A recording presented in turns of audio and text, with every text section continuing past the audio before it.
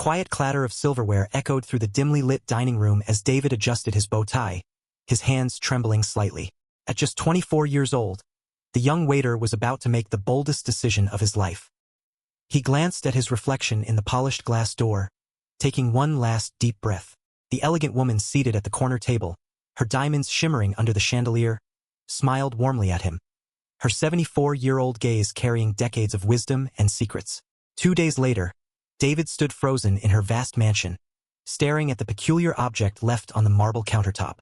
His heart pounded, and his throat tightened as realization dawned. The woman he had married was not just a millionaire. She was hiding something far darker than he could have ever imagined. What had he gotten himself into?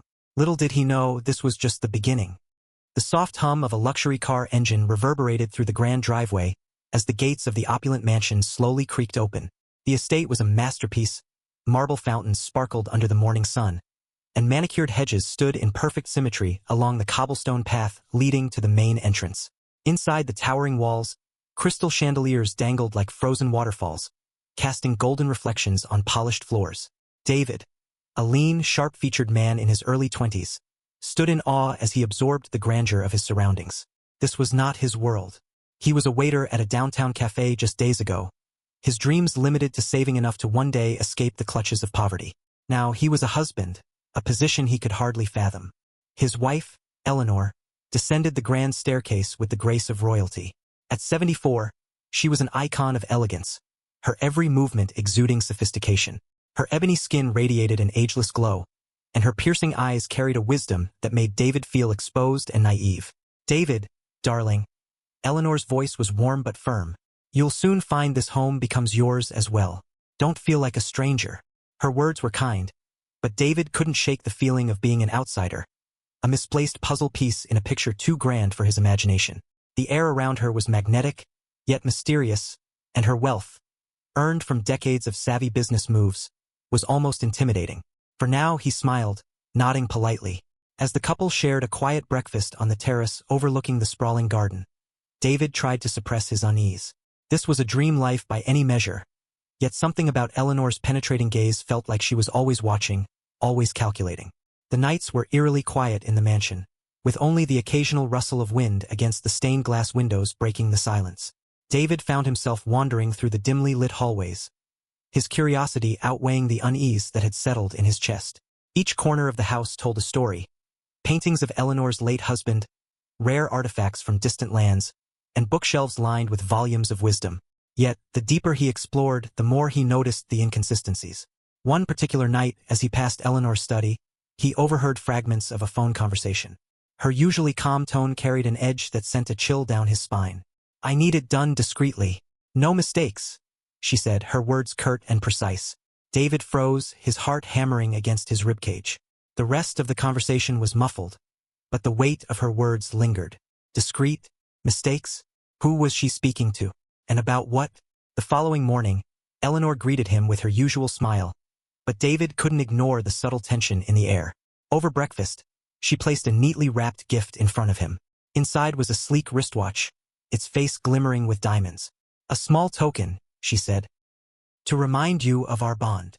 David's fingers brushed against the watch, but it felt heavier than its weight, more like a shackle than a gift.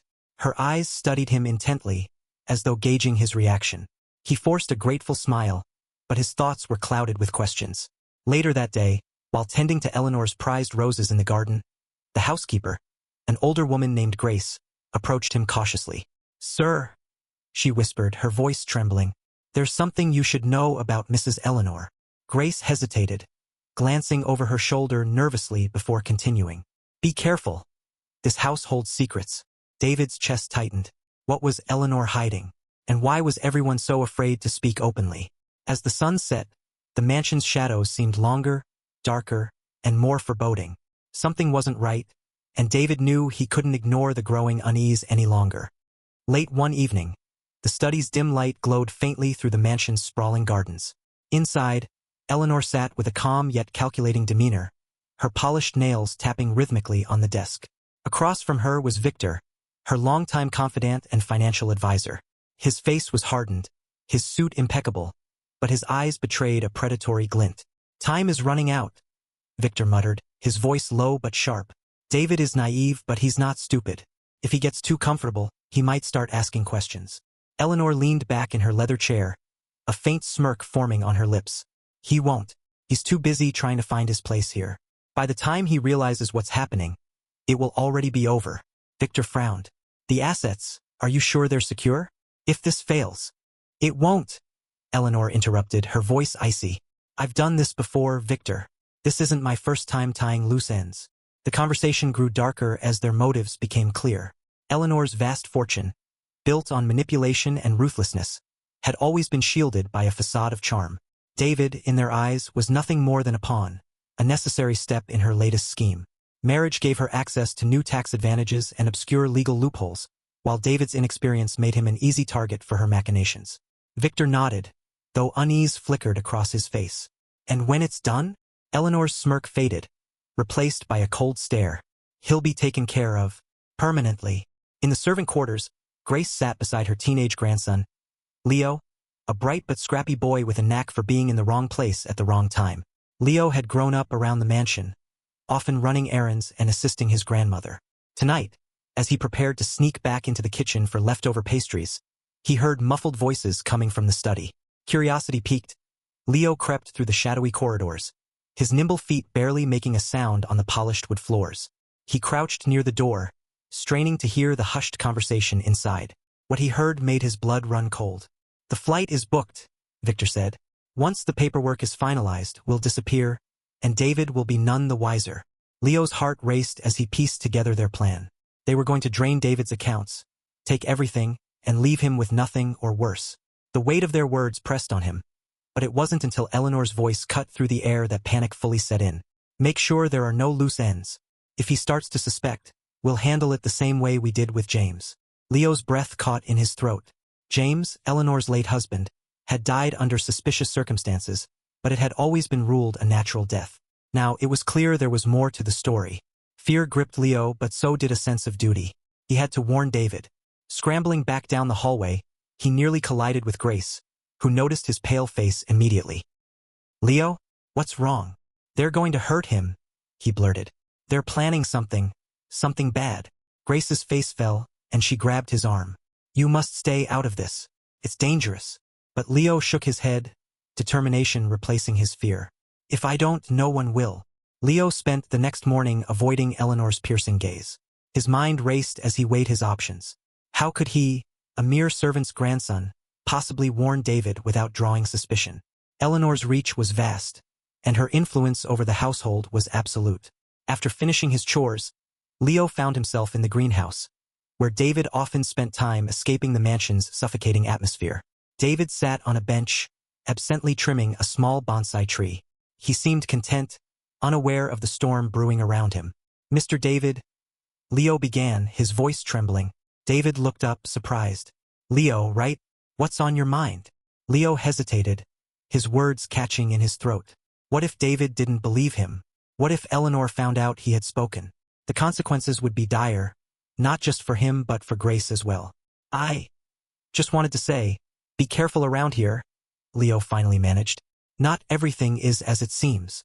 David frowned, setting the scissors down. What do you mean? Before Leo could elaborate, Eleanor's voice rang out from the doorway. David, darling, there you are. Leo stiffened, stepping back into the shadows.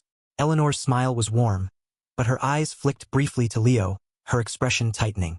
You shouldn't be bothering Mr. David, Leo. Run along now. David looked between them, confused but compliant. As Leo retreated, his heart pounded with frustration. He knew he couldn't delay much longer. Every moment he hesitated, David's life was inching closer to ruin, or worse. Leo needed a plan, and he needed one fast. The night was heavy with tension as David sat alone in the study, the dim light casting long shadows across the room. The silence was unsettling, broken only by the occasional creak of the mansion's old wooden beams. In his hands, he held an envelope Leo had slipped into his pocket earlier that day, a collection of notes and details the boy had overheard about Eleanor's plot. With trembling fingers, David pulled out the contents. The notes outlined secret bank accounts, flight plans, and documents tied to Eleanor's previous husband. His throat tightened as he read the damning evidence, each word unraveling the life he thought he was building. The love, the security, it was all a mirage. Before he could process the betrayal fully, Eleanor entered the study, her figure framed by the doorway. Her eyes flicked to the papers in his hand, and for the first time, the charming veneer cracked. "So," she said coldly, stepping into the room, "you've been digging where you don't belong." David's heart raced, but he met her gaze. "How could you? I trusted you. You said." "I said what I needed to," she interrupted, her tone sharp and devoid of the warmth she once used to reel him in. "You're nothing but a pawn, David. Did you really think someone like me would marry for love at this stage in my life?" Anger surged within him, but it was overshadowed by a crushing wave of sadness. "And James?" he asked, his voice cracking. "Did he see this side of you before it was too late?" Eleanor's smirk returned, cold and cruel. "James was predictable, a means to an end just like you." Before David could respond, Victor appeared behind her, his imposing presence filling the room. In his hand was a briefcase, and from the way he carried himself, it was clear he was more than just a financial advisor. He was an enforcer, the muscle behind Eleanor's schemes. "We have a flight to catch," Victor said gruffly, "and loose ends to tie up." David realized then that he was more than just a victim of financial ruin. His life was in imminent danger, but he wasn't alone. Just as Victor reached for David, the study door burst open. Leo stood there, his face pale but his eyes blazing with determination. In his hand was a phone, its screen displaying a live video feed. "The police are watching," Leo announced, his voice steady despite the fear coursing through him. "And they've heard everything." Eleanor's calm demeanor faltered, her eyes darting to the phone. "You little brat," she hissed. "Do you have any idea who you're dealing with?" Victor lunged toward Leo, but David took the opportunity to act. Grabbing the heavy lamp from the desk, he swung it with all his strength, striking Victor and sending him crashing to the floor. Eleanor tried to flee, but Grace appeared in the hallway, blocking her path. "It's over, Eleanor," she said, her voice firm. "You've taken enough from everyone." The sound of sirens filled the air, growing louder by the second. Eleanor's eyes darted wildly, searching for an escape, but there was none. Moments later, the police stormed the mansion, their presence overwhelming. David handed over the evidence Leo had gathered, his hands still shaking but his resolve stronger than ever. Eleanor and Victor were cuffed and escorted out, their protests drowned by the officer's commands. As the chaos settled, David turned to Leo, his voice thick with emotion. "You saved my life," he said. "I don't even know how to thank you." Leo shrugged, his usual bravado masking the fear he'd carried all night. "Someone had to do it." David placed a hand on the boy's shoulder, his gratitude unspoken but deeply felt. The mansion, once a symbol of grandeur and deception, now felt hollow and still. But for David, it also symbolized a new beginning, one where trust, courage, and truth prevailed over betrayal. As the police cars drove away, David glanced at the darkened windows of the mansion. Somewhere, in its many corners, were secrets yet to be uncovered, pieces of Eleanor's past that might resurface. But for now, the night was quiet, and justice had been served. Or so it seemed. The mansion felt emptier than ever. David sat in the quiet of the study, the same room where Eleanor's betrayal had come to light. The opulence that once dazzled him now felt cold and hollow, a stark reminder of the lies and manipulation that had unfolded within these walls. His hands rested on the desk, fingertips tracing the edges of the papers that had nearly cost him everything. His dignity, his trust, his life. The truth weighed heavily on him. Eleanor's charm had masked her true nature so completely that he had allowed himself to believe in a life that wasn't real. He had married a woman who saw him not as a partner but as a pawn. The realization stung, leaving a hollow ache in his chest. Yet, amidst the pain there was relief. The danger had passed, and justice had been served. But at what cost? He glanced at the watch Eleanor had gifted him, its diamonds gleaming mockingly under the dim light. He unclasped it, placing it on the desk with finality.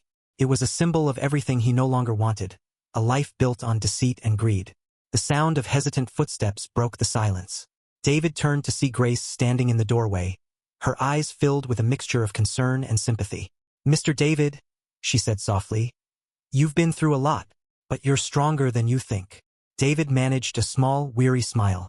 "I don't feel strong, Grace. I feel lost." Grace stepped closer, her presence warm and grounding. "You've lost something, yes, but you've gained something too. The truth, no matter how painful, is a gift. And you're not alone." Her words lingered, offering a glimmer of comfort. As she left, David leaned back in his chair, his thoughts drifting to Leo. The boy's courage had been the turning point, a beacon of light in the darkest moment. If Leo hadn't intervened, David shuddered to think where he might be now. The next morning, sunlight streamed through the windows, casting a warm glow over the garden where David found Leo. The boy was crouched by a flower bed, his hands busy plucking weeds, though his posture suggested he was ready to bolt if needed. "Leo," David called, his voice steady but kind. Leo stood quickly, brushing dirt off his hands. "Mr. David, I was just—" "You saved my life," David interrupted, stepping closer. "You didn't have to, but you did, and I'll never forget that." Leo shifted awkwardly, unused to praise. "It was just the right thing to do," he mumbled, avoiding David's gaze. David smiled. "Sometimes doing the right thing is the hardest choice. But you did it anyway, and for that I owe you." Leo looked up, his eyes widening slightly. "You don't owe me anything, sir. I just wanted to help." David reached into his pocket and handed Leo a small envelope. "This is for you," he said. "It's a start. Use it to follow your dreams, whatever they may be." Leo hesitated before taking the envelope, his hands trembling as he opened it. Inside was a check, far more than he'd ever imagined holding in his life. Tears welled up in his eyes, but he blinked them away quickly. I can't take this." "Yes, you can," David insisted.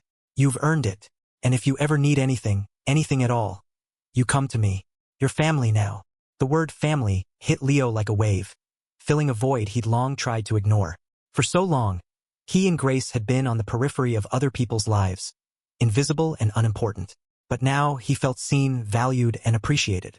As the days passed, the mansion began to feel less like a mausoleum and more like a sanctuary. Grace and Leo stayed on, their presence a source of warmth and grounding for David as he began to rebuild his life. Together, they created a new kind of family, one built on trust, loyalty, and the courage to face even the darkest truths. For David, the betrayal he'd endured was no longer just a painful memory. It was a lesson, a reminder that even in the shadows, there are lights worth following. And for Leo, the boy who had risked everything to do what was right, it was the beginning of a new chapter, one where he finally had a place to belong. The mansion's halls, once filled with secrets, now echoed with laughter and hope. It was not the ending David had imagined when he first stepped into Eleanor's world, but it was the one he had come to cherish. And for the first time in a long time, he felt at peace. If Leo's bravery inspired you, show your support by commenting the word brave below. Don't forget to like, share, and subscribe for more powerful stories that celebrate courage, justice, and the strength to overcome life's greatest challenges.